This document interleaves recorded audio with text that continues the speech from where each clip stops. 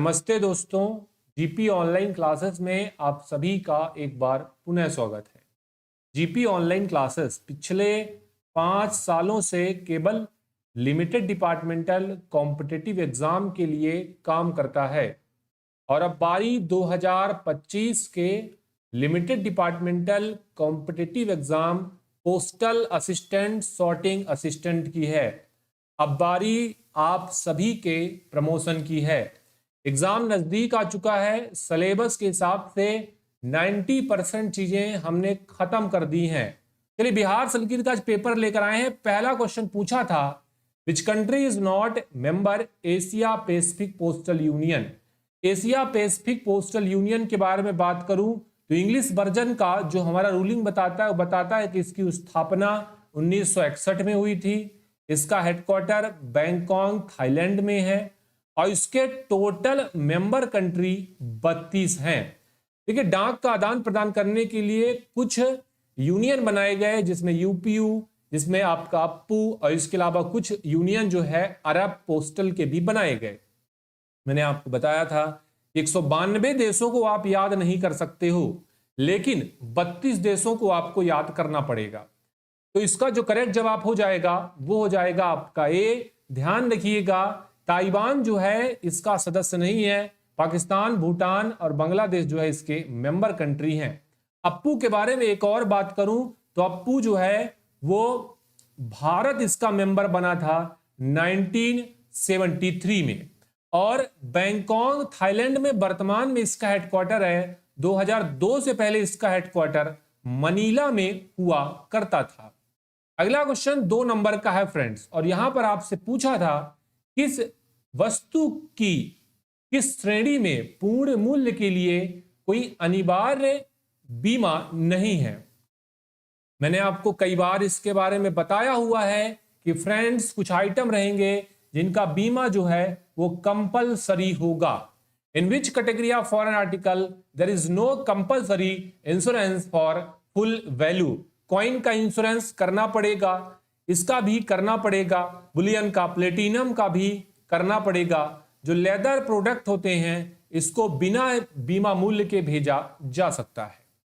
Friends, अगला question screen पर आ चुका है। International parcel post service govern bilateral agreement of arrangement following country Bangladesh, Bhutan, Canada, Nepal, United state America, south Africa, all of the above. अंतरराष्ट्रीय parcel post सेवा निम्नलिखित किस देशों के साथ द्विपक्षीय समझौते में शासित होती है। लेटर पोस्ट का सभी जगह आदान प्रदान किया जाता है, इसके लिए एकल डाक क्षेत्र के रूप में इसे ट्रीट किया जाता है। लेकिन जब भी पार्सल पोस्ट का आदान प्रदान करेंगे तो बायलैटरल या द्विपक्षीय करार का होना जरूरी होता है। और द्विपक्षीय करार में आपको यह बात पता होना चाहिए कि बांग्लादेश, भूटान, कनाडा, नेपाल और इसके अलावा संयुक्त राज्य अमेरिका, साउथ अफ्रीका के मामले में ये जो है वो जरूरी होता है। ऑप्शन नंबर जो करेक्ट हो जाएगा वो हो जाएगा आपका डी नंबर का। अगला क्वेश्चन स्क्रीन पर है। विदेश भेजे गए पत्रों का जो ग्राम है अधिकतम कितना हो सकता है। वजन जो है कितना हो सकता है यह आपसे पूछा गया था। देखिए, 2 किलो तक मैक्सिमम इंटरनेशनल लेटर भेजे जा सकते हैं। ऑप्शन नंबर बी जो है करेक्ट हो जाएगा। 5 नंबर का क्वेश्चन काफी इंपॉर्टेंट है। If a money order written by foreign country payment as not payable the value of money order actually paid by remitter at time of issue will be. यदि money order भेजा गया और money order भेजने के बाद इसको वापस कर दिया गया तो पूछा यह गया है कि इस पर जब वापस किया जाएगा तो इसका कितना पैसा वापस करेगा प्रेषक को।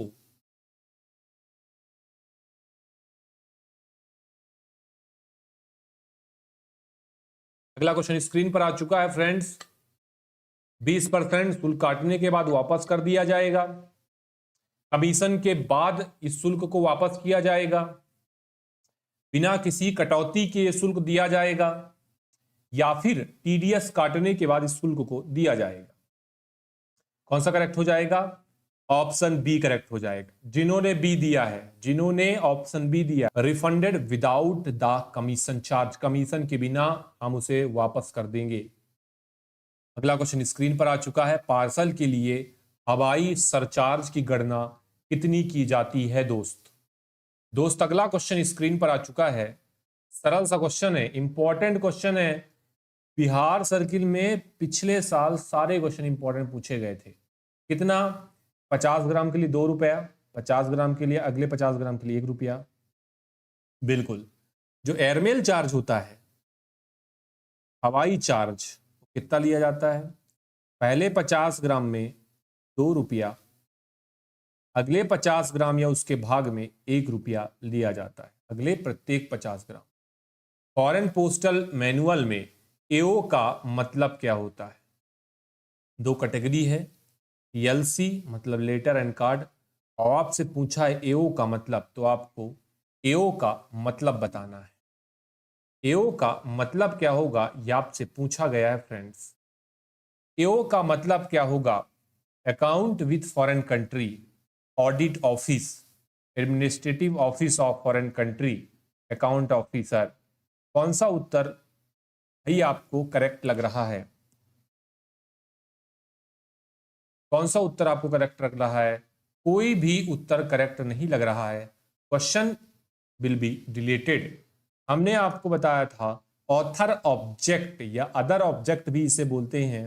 अन्य श्रेणी के जो आर्टिकल होते हैं उसका हम एओ से संबोधित करते हैं। 7 नंबर के क्वेश्चन में कोई भी विकल्प सही नहीं था। चलिए, अदर आर्टिकल भी इसे बोलते हैं, है ना। जैसे जो आपका एलसी वाला आइटम है, लेटर हो गया, ट्रेड मनी ऑर्डर हो गया, है ना, ये सारी चीजें एलसी में आती हैं। इसके अलावा जो बचे हुए आइटम होते हैं वो अदर ऑब्जेक्ट में आते हैं, ऑथर ऑब्जेक्ट में आते हैं। बात सब आपको ध्यान रख लेना है। विदेशी डाक के तहत कोई भी अवैतनिक या कम भुगतान वाली वस्तु यदि काउंटर पर दी जाती है, यदि कोई भी वस्तु जो फॉरेन में भेजी जानी है और उसको हमने काउंटर पर प्रेस किया जाता है, तो इसके साथ क्या कार्रवाई की जाएगी? क्या कार्रवाई की जाएगी? It can not be registered and refuse. इसे हम रजिस्टर नहीं करेंगे, रिफ्यूज करेंगे। इसे एक नोट के साथ रिफ्यूज किया जाएगा। इसे निपटारे के लिए पोस्टमास्टर को सौंपा जाएगा। उपरोक्त में से कोई नहीं। इसे हम पंजीकृत नहीं करेंगे बल्कि रिटर्न कर देंगे। ऑप्शन नंबर ए जो है करेक्ट हो जाएगा। विदेश के लिए बीमित पत्र अधिकतम कितना भेजा जा सकता है? Maximum limit letter insurance insured letter booked for foreign country. विदेश के लिए बीमा का सीमा क्या है? अब एक बात मैं आपको बताऊं, जब बीमा का बात हुआ है तो विदेश के कंडीशन में लेटर की बहुत कैटेगरियां हैं। तो क्या सर सभी प्रकार के लेटर का बीमा किया जा सकता है? मैं बोलूंगा मेरे भाई, नहीं किया जा सकता है। किसका किया जा सकता है? केवल लेटर का ही किया जाता है। गाइड के अनुसार इसकी सीमा जो है 10,000 निर्धारित की गई है। कितनी निर्धारित की गई है? 10,000 निर्धारित की गई है। और लेटर की बहुत सारी कैटेगरियां हैं, तो क्या सबका बीमा किया जाता है? सबका बीमा नहीं किया जाता है, ओनली लेटर का किया जाता है। 10 नंबर का क्वेश्चन स्क्रीन पर है। Custom duty primary exercise, point of entry, point of exit, foreign post office, all of the above. Custom duty मुख्य रूप से लागू होता है। कस्टम ड्यूटी मुख्य रूप से लागू होता है। क्वेश्चन नंबर 8 का जो उत्तर है वो ए है। अगला क्वेश्चन देखिएगा। देखिए, अभी जो लिमिट है वो 20,000 का है, लेकिन गाइड के अनुसार लिमिट, बीमा का जो सीमा है फॉरेन के लिए, वो 10,000 रुपए है। जब हम कस्टम ड्यूटी की बात करेंगे तो समझिएगा फ्रेंड्स कि प्रवेश के बिंदु पर, मतलब पॉइंट ऑफ एंट्री पर, पॉइंट ऑफ एग्जिट पर और फॉरेन पोस्ट ऑफिस पर, इन तीनों जगह कस्टम ड्यूटी मुख्य रूप से लागू किया जाता है। इस बात को आपको नोट डाउन करके रख लेना है।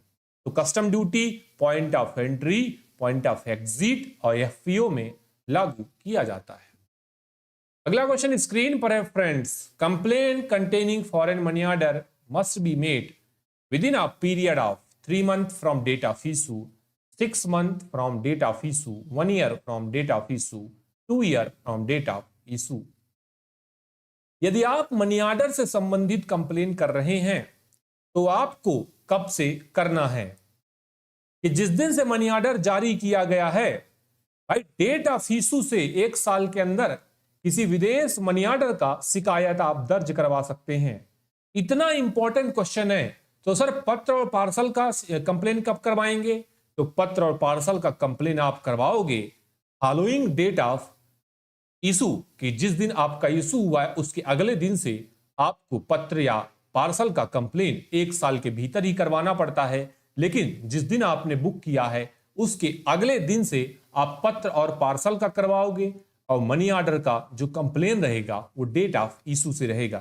ये दोनों कंडीशन फॉरेन आर्टिकल के संबंध में थे और दोनों का सीमा जो है वो टाइम लिमिट जो है वो 1 साल ही निर्धारित किया गया है। ऑप्शन सी जो है करेक्ट हो जाएगा। भाई अगला क्वेश्चन स्क्रीन पर आ चुका है। Maximum limit weight foreign parcel. कल मैंने आईपीओ रूल बताया था और आईपीओ रूल में कुछ चीजें आपको बताई थी कि मेरे दोस्त एक चीज आप ध्यान रख लेना कि अभी इंडिया पोस्ट रिटेल पार्सल में 35 किलो का वजन निर्धारित कर दिया गया।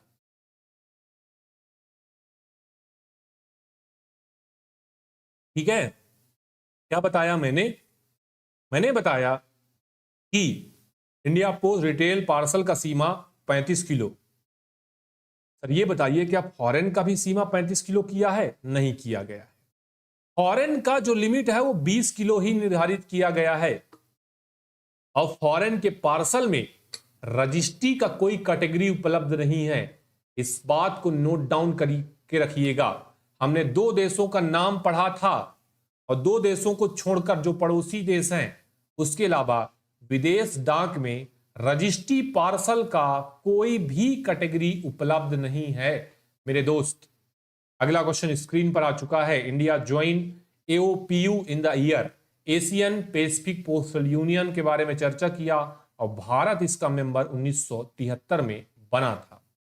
बेसिक क्वेश्चन था, अगला इंपॉर्टेंट है तो अगला क्वेश्चन जो है जरूर से हम करेंगे। अगला क्वेश्चन जो है इंपॉर्टेंट है और इस क्वेश्चन को हम निश्चित तौर पर कवर करेंगे।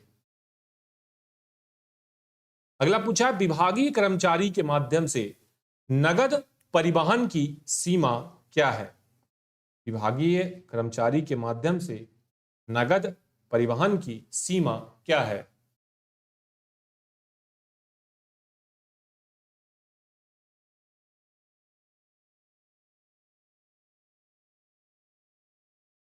क्या लिमिट निर्धारित किया गया है? जो लिमिट निर्धारित किया गया है वो है 5 लाख का। विभागीय कर्मचारी लूज में 5 लाख तक का कैश जो है ले जा सकता है। अगला क्वेश्चन स्क्रीन पर आ चुका है फ्रेंड्स। पूछा है, ग्राम छटाई सूची का फॉर्म नंबर क्या निर्धारित किया गया है? ग्राम छटाई सूची का फॉर्म नंबर क्या निर्धारित किया गया है? ये इंपॉर्टेंट क्वेश्चन है फ्रेंड्स और इस क्वेश्चन पर किन चीजों को आपको ध्यान रखना है? देखिए बेसिक चीजें हैं और बेसिक चीजों में आपको कुछ पॉइंट ध्यान रखना है। ये ग्राम छटाई सूची जो होती है वो होती है M52। अब देखिए पेपर में बिहार वालों ने गलत कर दिया था। अब इस गलती को किसी ने नजरअंदाज नहीं किया, क्वेश्चन डिलीट भी नहीं किया।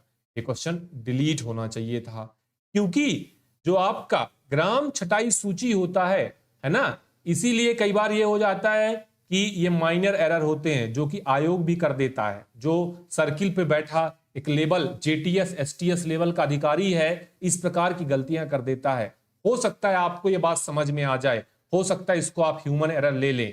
ठीक है, इसका जो फॉर्म नंबर होगा वो M52 होगा फ्रेंड्स। हमने PDF में भी इसको करेक्शन किया था और इसको नोट डाउन करके रख लीजिएगा। लेकिन बिहार सर्किल ने इस क्वेश्चन को करेक्शन नहीं किया था। पॉइंट ध्यान रखिएगा कि ये जो ग्राम छटाई सूची है M52 है और जो रूट लिस्ट होता है, रूट लिस्ट के बारे में बता रहा हूं आपको। रूट लिस्ट जो है M53 होता है।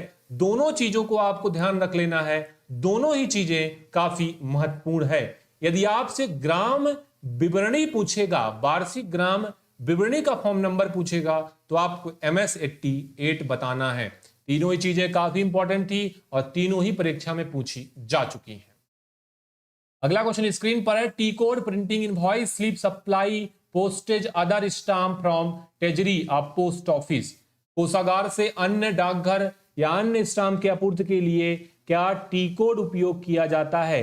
स्टाम्प की आपूर्ति चालान प्रिंट करने के लिए किस टी कोड का हम उपयोग करते हैं? वो टी कोड होता है, और टी का मतलब होता है ट्रांजैक्शन, और वो टी कोड होता है MIGO। क्या टी कोड होता है? MIGO। अगला क्वेश्चन स्क्रीन पर आ चुका है, महिला सम्मान सेविंग सर्टिफिकेट से संबंधित ये क्वेश्चन है। महिला सम्मान सेविंग सर्टिफिकेट 2023 के बजट में जारी किया गया था और पहले ही क्लियर कर दिया गया था कि इस स्कीम को 2 साल के लिए हम रखेंगे और 31 मार्च 2025 में इस खाते पर डिपॉजिट बंद कर दिया गया है। नए SB ऑर्डर के तहत मिनिमम डिपॉजिट 1000 का था, अधिकतम 2 लाख तक डिपॉजिट कर सकते थे। कुछ और कंडीशन थे, जैसे 40% का पैसा आप निकाल सकते हैं कुछ समय के बाद। इसके अलावा इस पर इंटरेस्ट रेट क्या था, इस पर कितने खाते खोले जा सकते हैं, क्या और इसके फीचर थे, वो सारी बातें आपको परीक्षा दृष्टिकोण से याद करनी पड़ेंगी। अगला क्वेश्चन 18 नंबर का है, पूछा है वरिष्ठ नागरिक बचत योजना खाते में अधिकतम सीमा क्या होगा? 2023 के SB ऑर्डर में, 2023 के बजट में, साथ में SB ऑर्डर में ये जो SC SS का लिमिट था उसको इंक्रीज कर दिया गया था। क्या इसका सीमा था, वो आपसे पूछा जा रहा है फ्रेंड्स। 2023 के SB ऑर्डर में इसको इंक्रीज किया गया था। फ्रेंड्स ध्यान रखिएगा, ये वेरी इंपॉर्टेंट क्वेश्चन में आता है। ठीक है, कौन सा उत्तर करेक्ट हो जाएगा? ऑप्शन डी करेक्ट हो जाएगा। कोई मुझे बताएगा 2023 का किस SB ऑर्डर के तहत जो SC SS का लिमिट है उसे इंक्रीज कर दिया गया था? किस SB ऑर्डर के तहत SC SS का लिमिट जो है वो इंक्रीज किया गया था? मेरे फ्रेंड्स, इस क्वेश्चन का उत्तर आपको देना है। महत्वपूर्ण क्वेश्चन आपके स्क्रीन पर मैंने डाल दिया है। 30 लाख है इसका लिमिट, इसका SB ऑर्डर आपको बताना है। अगला क्वेश्चन स्क्रीन पर आ चुका है, in RMS the record office stand for. RMS में रिकॉर्ड ऑफिस का मतलब क्या है? SRO, HRO, both A and B, none of these. इसको करेक्शन करिएगा, ये नन ऑफ दीज हो जाएगा। बताइए इसका उत्तर क्या होगा फ्रेंड्स? देखिए, जब भी आप रिकॉर्ड ऑफिस के बारे में चर्चा करेंगे तो रिकॉर्ड ऑफिस जो है वो दोनों से रिलेटेड होता है, चाहे SRO हो और चाहे HRO। और SC SS का लिमिट जो है वो SB ऑर्डर नंबर 6 2023 के माध्यम से इंक्रीज किया था। SB ऑर्डर नंबर 7 2023 में MIS का लिमिट जो है वो इंक्रीज किया गया था। चलिए फ्रेंड्स, अगला क्वेश्चन देखिएगा, 20 नंबर का क्वेश्चन है। RMS में मेटल टोकन को दिया गया है। RMS में मेटल टोकन किसको दिया जाता है? RMS में मेटल टोकन किसको दिया जाता है? बताइएगा। Withdraw, cash withdraw HRO, cash withdraw head post office, perform duty mail van and platform.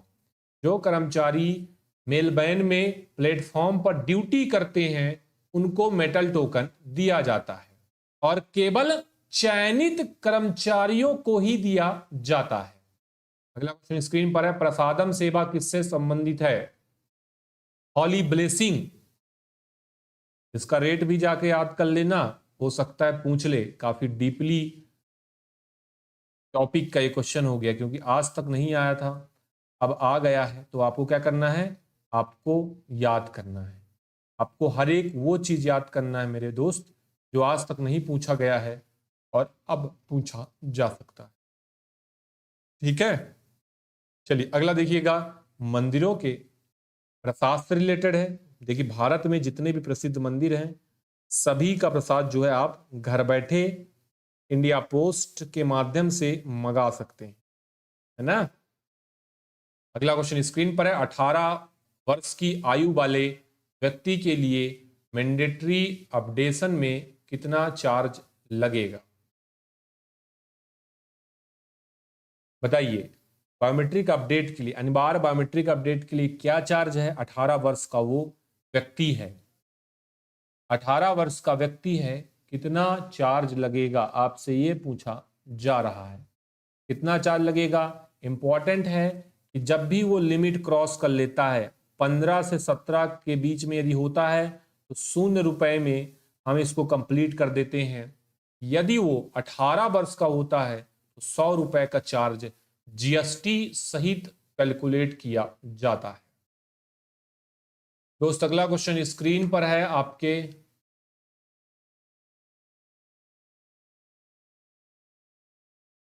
Speed post के माध्यम से गंगा जल का एक बोतल, उसका कीमत क्या होगा? स्पीड पोस्ट के माध्यम से एक गंगा जल का बोतल लिया जाता है, उसका कीमत क्या होगा आपसे यह पूछा जा रहा है। कितना कीमत है? कल ही तो बताया था, कल बताया या परसों बताया? ठीक है, बताया था ना। 121 रुपए का चार्ज लगता है एक आपका पोस्ट ऑफिस के काउंटर पर। एक पहला कंडीशन था। दूसरा कंडीशन था आपका एक बॉटल आप लेते हैं, ठीक है, तो उसका कीमत 121। फिर तीसरा देखा था एक कंडीशन, है ना, कि 2 बॉटल में कितना रुपया। फिर चौथा ये भी देखा था कि 4 बॉटल में कितने रुपए का चार्ज लगता है। बाकी सभी में स्पीड पोस्ट चार्ज कैलकुलेट होता है, इसलिए उसके प्राइस जो है बढ़ जाते हैं। दोस्त अगला क्वेश्चन स्क्रीन पर है और पूछा है आपसे क्वेश्चन, क्या पूछा है कि आवेदन पत्र की बिक्री जो है वो किसके अंतर्गत आती है? अगला क्वेश्चन पूछा है sale of application under the scheme.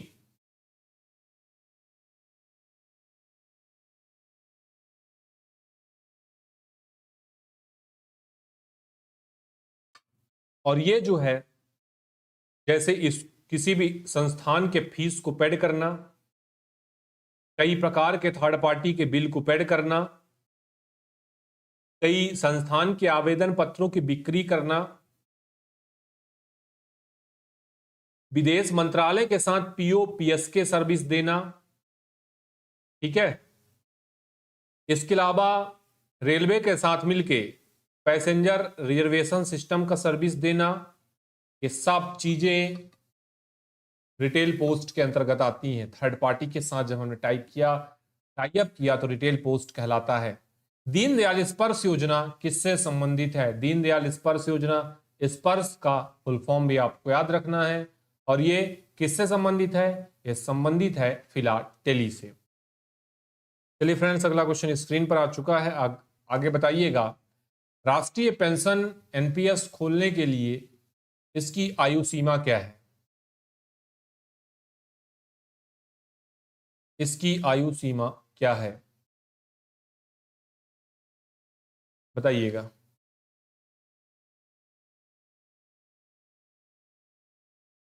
1870 के बीच में भारत का एक नागरिक इस अकाउंट को खोल सकता है। अगला क्वेश्चन है, युगल सुरक्षा में जो ज्वाइंट पॉलिसी होल्डर रहता है, संयुक्त बीमा धारक जो होता है, उसका उम्र सीमा क्या होना चाहिए? अगर ज्वाइंट अकाउंट के बारे में मैं आपको चर्चा करूं तो आपको 2-3 बातें याद होनी चाहिए। 2-3 बातें याद ही होनी चाहिए। क्या होनी चाहिए?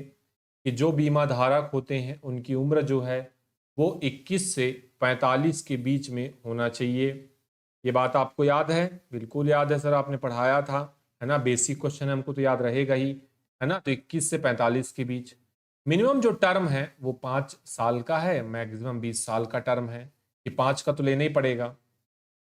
एक व्यक्ति पीएलआई के लिए एलिजिबल होता है तो पति पत्नी दोनों को ये बीमा कवर देता है, इसीलिए इस बीमा पर प्रीमियम की मात्रा ज्यादा होती है।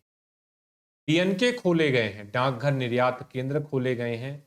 जैसे विदेशों को पार्सल भेजा जाना है उनकी तैयारी करना, उनका बनावट, उनका आकार, उनकी पैकिंग, इससे संबंधित मदद जो है डीएनके में किया जाता है। बड़े महत्वपूर्ण मेट्रो सिटीज, बड़े शहरों में इसकी स्थापना की गई है। जैसे विदेशों को आर्टिकल भेजना है तो उससे संबंधित किस प्रकार की कार्यवाही करना है, उस पर कस्टम फॉर्म कहाँ लगाना है, कैसे आप पैक करके अपने आर्टिकल को सुरक्षित कर सकते हैं, ये सब काम डाकघर निर्यात केंद्र में किया जाता है। अगला क्वेश्चन सीओडी से रिलेटेड है। सीओडी आर्टिकल अधिकतम बुक किया जा सकता है। सीओडी आर्टिकल अधिकतम बुक किया जा सकता है फ्रेंड। ठीक है, कितना बुक किया जा सकता है? 50,000 इसका मैक्सिमम लिमिट हो जाएगा। पीएलआई पॉलिसी के लिए निशुल्क लॉकअप अवधि क्या है? Pre lockup period for PLI policy.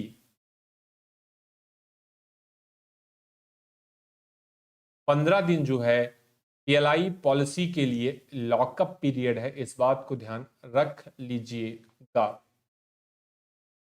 चलिए अगला क्वेश्चन देखिएगा। 15 दिन के बाद पीएलआई पे आप कुछ भी कार का चेंजेस नहीं करवा सकते, 15 दिन के पहले आप चेंज करवा सकते हैं।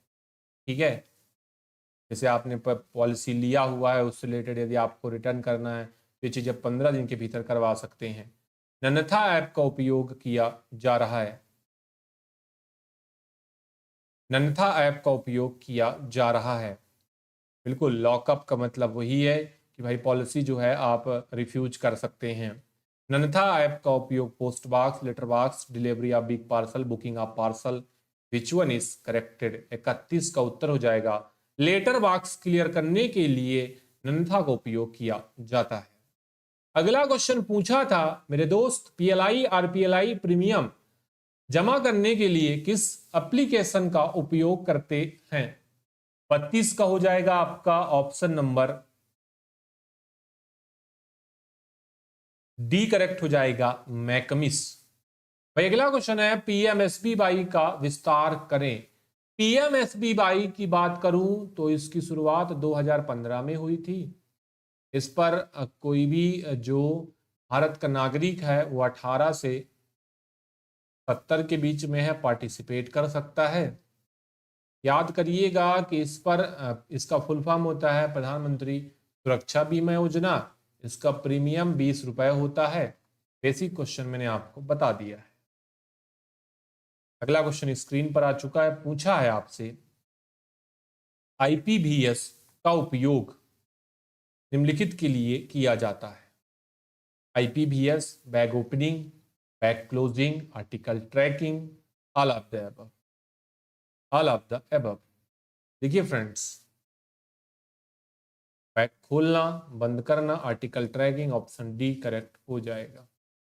सीएसआई पर्यावरण में पासवर्ड को रिसेट करना, कर्मचारियों को कौन सा काम करना, मतलब उनको रोल असाइन करना, आईडी को इनेबल करना, डिसेबल करना, ये सभी काम आईएम पोर्टल के माध्यम से किया जाता है।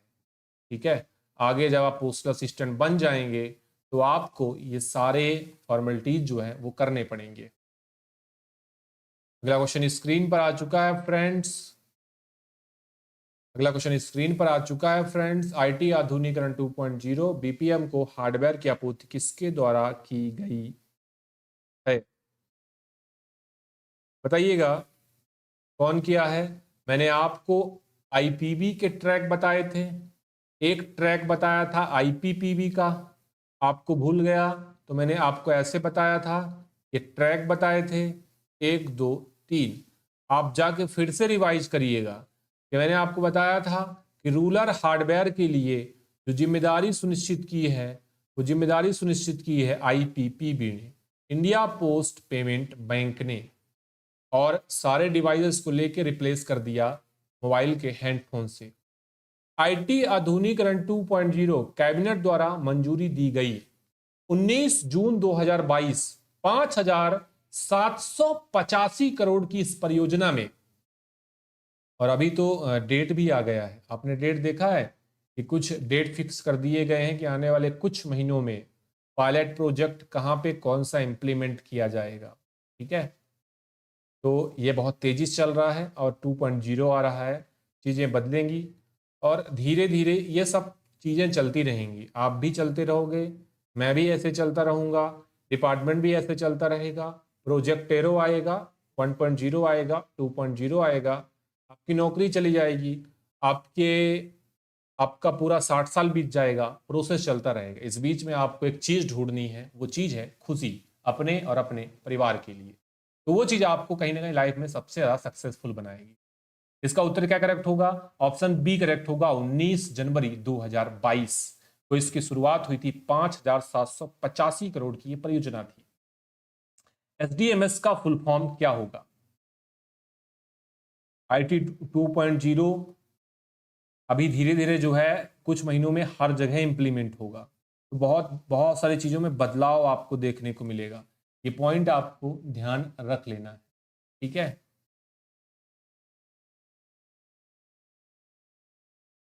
एसडीएमएस का जो मतलब होगा वो होगा हेल्प, एच से होगा हेल्प, डी से होगा डेस्क, एम से होगा मैनेजमेंट, एस से होगा system. Help desk management system जो है इसका। शिकायत को दर्ज करने के लिए कौन सा पोर्टल नहीं है? कौन सा पोर्टल शिकायत दर्ज करने के लिए नहीं है? देखिए, CPGRAM पोर्टल शिकायत दर्ज करने के लिए है, CRM पोर्टल भी शिकायत दर्ज करने के लिए है, लेकिन CIC पोर्टल जो है उस शिकायत दर्ज करने के लिए नहीं है।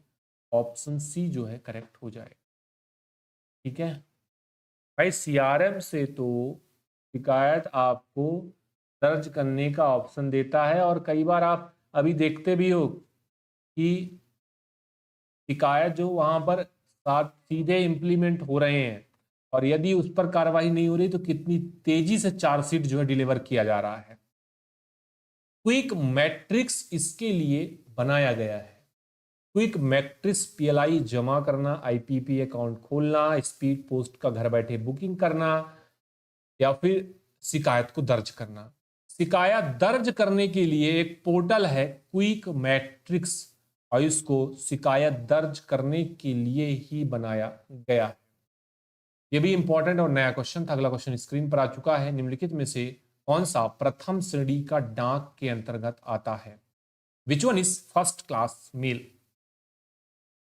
Post card, yes, post card is first class mail. अगला सवाल देखिएगा। एक पार्सल का वजन इससे अधिक नहीं हो सकता है। अ पार्सल नॉट मोर देन, एक पार्सल का वजन इससे अधिक नहीं हो सकता। 42 का जो क्वेश्चन है उसका उत्तर कौन सा करेक्ट होगा? देखिए, बिहार में ये क्वेश्चन कब पूछा? 2024 में। 2024 में पेपर कब था? जुलाई में था। प्योर रूल कब आया? प्योर रूल अभी आया 2-3 महीने पहले, दिसंबर में, है ना। तो अभी जब देखेंगे तो करेक्ट हो जाएगा 35 किलो। लेकिन बिहार ने क्या किया? क्वेश्चन डिलीट कर दिया। अगला question, machine frank article postal letter box treated as unpaid, paid article, underpaid, register article. Machine frank article letter box में डाल दिया। आर्टिकल जो है वो ट्रीट किया जाएगा अनपेड। अगर आपने कोई भी आर्टिकल मशीन फ्रैंक है उसको डाल दिया लेटर बॉक्स में, तो अनपेड ट्रीट किया जाएगा। रात्रिकालीन डाकघर के समय कौन तय करता है? परिमंडल का प्रमुख, मतलब CPMG, SSPOज, DPS director postal service, senior post master. Hindi गलत है इसका, सीनियर प्रधानमंत्री नहीं होगा। यहां आपका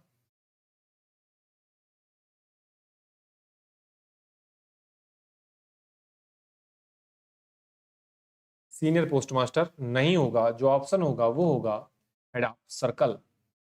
दोस्त, अगला क्वेश्चन स्क्रीन पर है। पूछा ये गया है क्वेश्चन में आपसे कि बीमाकृत या पंजीकृत वस्तु को वापस लेने के लिए आवेदन किया जाए, उसके साथ निम्नलिखित होना जरूरी होता है। निम्नलिखित होना जरूरी होता है, बताइएगा इस बात को, कि बीमाकृत वस्तु, पंजीकृत वस्तु वापस लेना है, उसके साथ आपको ओरिजिनल रिसिप्ट जो है देना पड़ेगा। 46 नंबर क्वेश्चन है दोस्त।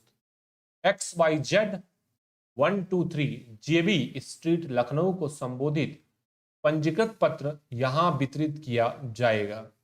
Mister XYZ on his address, उसके पते पर रहने वाले एक व्यक्ति को बिना किसी अधिकृत पत्र के श्री XYZ के एक संदेश वाहक को या उपरोक्त सभी को।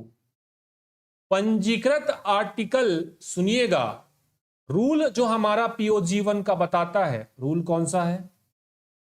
रूल 35 या 36 है, थोड़ा जाके देख लीजिएगा। लेकिन पंजीकृत आर्टिकल केवल और केवल किसको दिए जाते हैं? केवल और केवल पताधारक को ही दिए जाते हैं। स्पीड पोस्ट आप उसके रिश्तेदार को दे सकते हैं, लेकिन जब तक पंजीकृत आर्टिकल नियम में जो बताया है उसने किसी को ऑथराइज नहीं किया तो भाई डिलीवरी करना मना ही किया गया है। यदि किसी आर्टिकल पर 7 दिन के भीतर VP आर्टिकल पर 7 दिन के भीतर दावा नहीं किया तो हम उसे अगले दिन से उसको काउंट करेंगे from the next day intimation, from the date of intimation, जिस दिन डेट इंटीमेशन दिया उस दिन से काउंट करेंगे, या फिर PO में लेख के आगमन के दिन, या इनमें से कोई नहीं। 47 नंबर का जो क्वेश्चन था उसका उत्तर होगा from the date of intimation. ठीक है, डेट ऑफ इंटीमेशन से इसे हम कैलकुलेट करेंगे, और यदि दावा नहीं किया तो article will be RTS, article return to sender कर दिया जाएगा। चलिए फ्रेंड्स, अगला क्वेश्चन स्क्रीन पर है। क्षतिग्रस्त वस्तु की खुली डिलीवरी निम्नलिखित में से कौन सुनिश्चित करता है? पोस्टमास्टर के सामने इसको खोलना चाहिए। ऑप्शन ए करेक्ट है। BLP में किस चीज से छूट दी गई है? पोस्टेज, इंश्योरेंस, स्पीड पोस्ट, अनाब्दीज, किससे छूट दी गई है? कौन सा उत्तर करेक्ट हो जाएगा? BLP में आपका तो डाक भार है उससे छूट दिया गया है। बेसिक क्वेश्चन है, कितने बार कर लिया आपको सबको ये क्वेश्चन बन जाएगा। अधिकतम राशि जिसके लिए सिंगल मनी ऑर्डर जारी किया जा सकता है, दोनों बताइएगा। पुराना लिमिट 5000, लेकिन नया लिमिट सर 10,000 है। नया लिमिट कितना है? नया लिमिट 10,000 है। ठीक है, ये बात आपको याद रहेगा, याद रख लीजिएगा। चलिए, आज के वीडियो में बिहार सर्किल के काफी महत्वपूर्ण क्वेश्चन हमने कवर किए। याद करिएगा, सारे क्वेश्चन इंपॉर्टेंट है। फिलहाल में इस वीडियो में इतना ही करेंगे। जुड़ने के लिए आप सभी का धन्यवाद।